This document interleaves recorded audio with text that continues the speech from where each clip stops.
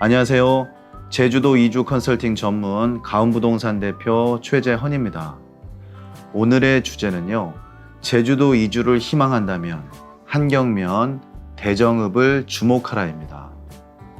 오늘은 제주도 이주 정착을 원하시는 분들께 정착지를 선택함에 있어 지역적, 영업적인 면을 총괄하여 상세하게 설명을 드리는 시간을 갖도록 하겠습니다.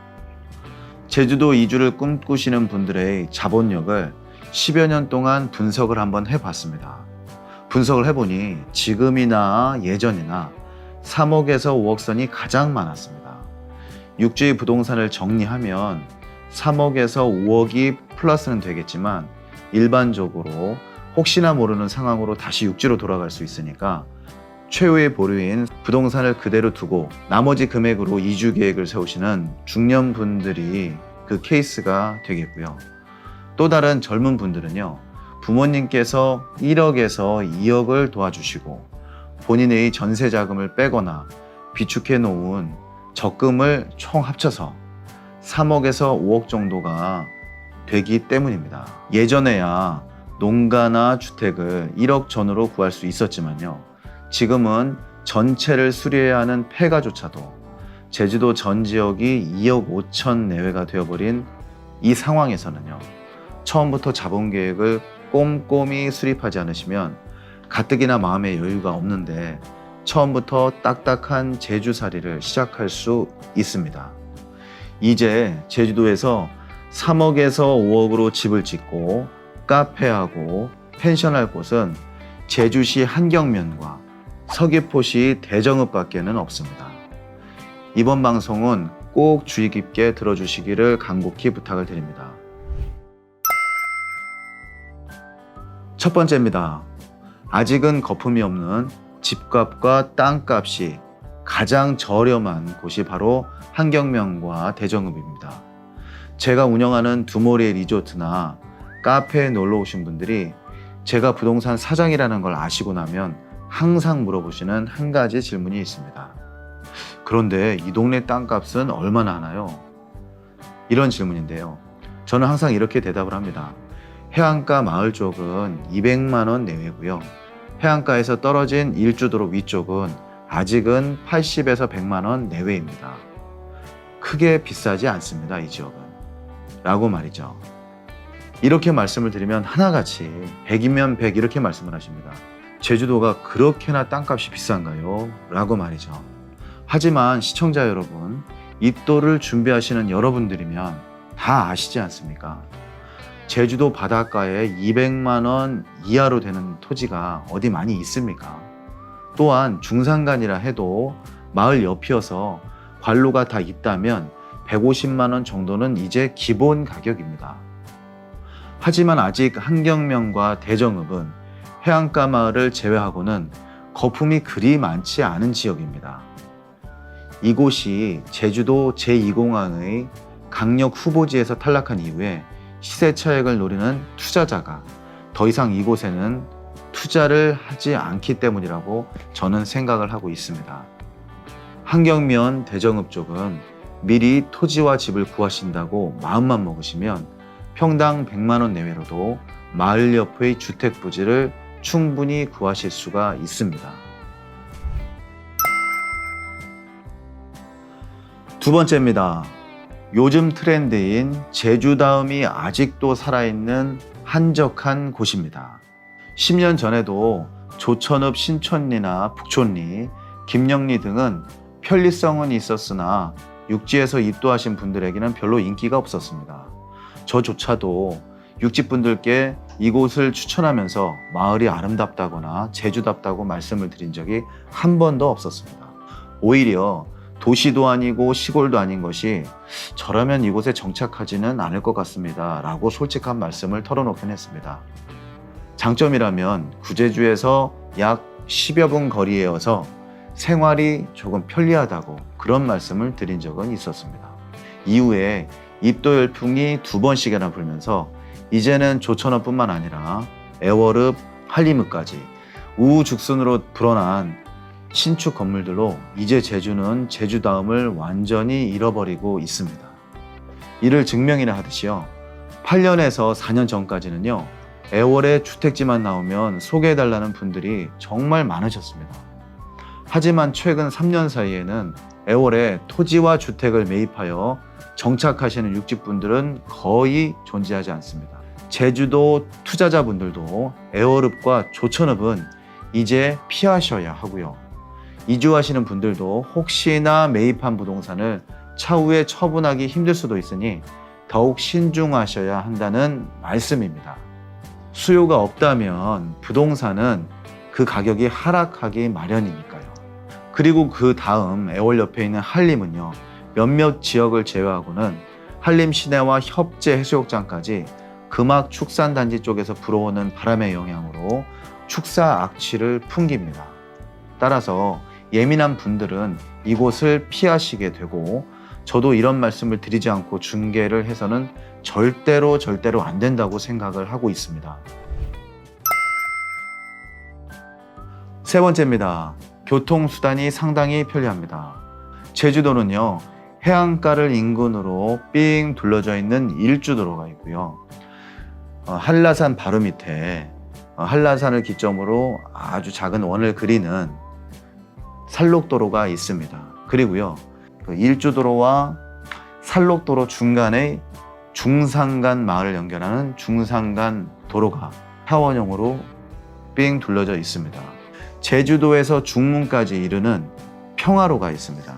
예전에는 서부 산업도로라고 했는데요. 제주국제공항에서 신도시를 지나서 바로 중문과 서귀포 대정읍을 갈 수 있는 이 평화로가 있습니다.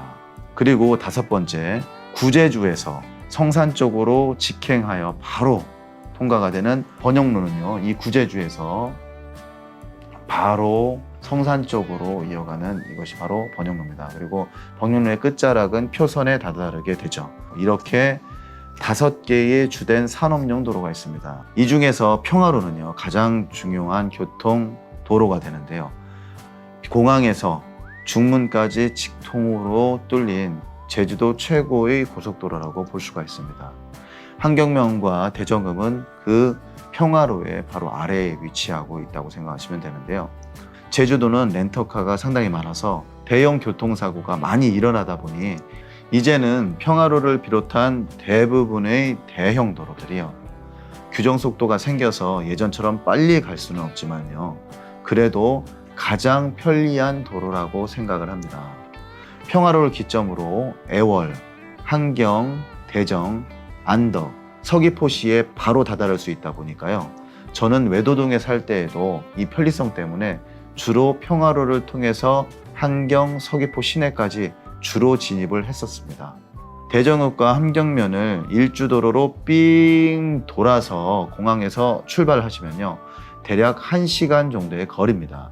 하지만 공항이나 신제주에서 평화로로 이동을 하셔서 금악 저지를 걸쳐서 지름길로 바로 내려오시면요. 35분에서 40분이면 한경면과 대정읍에 다다를 수가 있습니다. 한경면과 대정읍을 멀다고 생각하시는 분들은요. 지름길이 아닌 내비게이션에서 가르치는 일주도로로만 다니셨기 때문에 그렇게 느끼시는 겁니다. 네 번째입니다. 편의시설 및 교육 환경이 가장 우수한 지역이기도 합니다. 한경면과 대정읍은 가까운 모슬포 시내와 한림 시내를 양쪽으로 끼고 있고요. 고산 시내가 중간에 또 있습니다.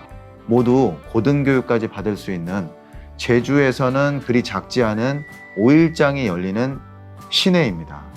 또한 제가 5년간 거주했던 서부권의 마지막 동지역인 외도동을 비롯한 서부 지역에서는요. 제주형 자율학교, 즉 특성화된 교육을 하는 다혼디 배움학교가 많이 몰려 있습니다. 제주도에 내려는 왔지만 아이들의 교육에 신경을 써야만 하는 우리들에게는 아이들의 교육적 갈증 해소를 그나마 해소할 수 있는 곳이 저는 서부 지역이라고 판단이 됩니다. 또한 경제적인 부담만 없으시다면 이제는 자리가 어느 정도 잡힌 제주 영호 교육도시로의 등하원이 가능한 부담 없는 거리이기도 합니다. 다음 방송편 제주도 교육환경이라는 주제에서 제주형 자율학교를 상세하게 설명하는 시간을 따로 갖기로 하고 오늘은 여기까지만 하고 일단 넘어가겠습니다. 5번째입니다. 제주도 관광시설과 해수욕장이 많이 있습니다. 제가 카페나 펜션 오픈 컨설팅 시에 항상 드리는 말씀이 있습니다. 본인이 제주에 3박을 하신다면 2박은 어느 곳에서 숙박을 하느냐고요. 1박 정도는 중문이나 서귀포 동쪽을 선택하지만 나머지 2박은 공항과도 가깝고 박물관과 관광지, 골프장이 많은 서쪽 지역을 선택하지 않느냐고 말입니다.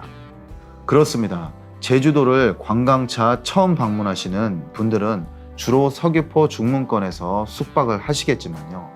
저처럼 제주도가 좋아서 1년에 서너 번씩 내려오시는 제주도 입도 예정자분들은요. 또는 제주도 매니아분들은 대부분 서부권에서 많은 숙박을 합니다. 당연히 숙박업체도 서부 쪽이 현재 가장 많이 존재하고 있고요.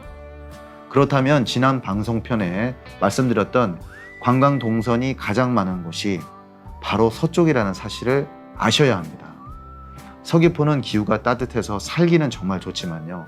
성산읍과 표선면, 남원읍, 서귀포 시내 쪽은 육지 사람이 정착해서 밥 먹고 살만한 일들이 정말 너무 적습니다. 그나마 서부권은요, 유동이 많은 관광객을 대상으로 하는 카페나 식당, 펜션이라도 안정적으로 운영을 할 수가 있습니다. 아름다운 해수욕장과 자연풀장이 또한 여기는 많습니다. 애월의 끝자락 곽제해수욕장을 필두로 협재해수욕장, 금능해수욕장, 최근에 제주도에서 가장 핫한 이슈가 되고 있는 자연풀장인 판포포구까지 단거리에 집중되어 있는 것도 아주 큰 장점이라고 할 수가 있습니다. 또한 북서풍이 많이 부는 제주 시권에서는요, 1년 내내 바람을 등에 지고 낚시를 편하게 즐기실 수 있는 곳도 바로 서부권인 한경면과 대정읍이 유일합니다. 마지막 6번째입니다. 서부권은 충청권과 비슷하고 육지에서 내려온 이웃이 많아서 적응이 아주 쉽습니다. 충청도가 웬 말이냐고요?